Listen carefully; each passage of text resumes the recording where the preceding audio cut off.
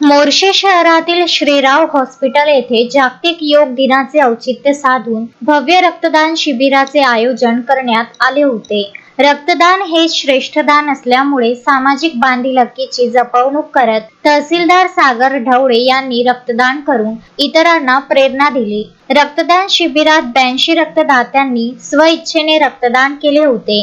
यावेळी उपजिल्हा रुग्णालयाचे वैद्यकीय अधीक्षक डॉक्टर प्रमोद पोपदार, रक्तदाता संघाचे अध्यक्ष डॉक्टर प्रदीप कुऱ्हाडे, डॉक्टर सागर श्रीराव, डॉक्टर ऋतुजा श्रीराव, डॉक्टर आशिष पाटील, कलाकार अजय पाटील, गजानन हिरुडकर, दिनेश मिश्रा, संजय उल्ले, शरद कनेर इत्यादींनी रक्तदान शिबिराला भेटी दिल्या होत्या।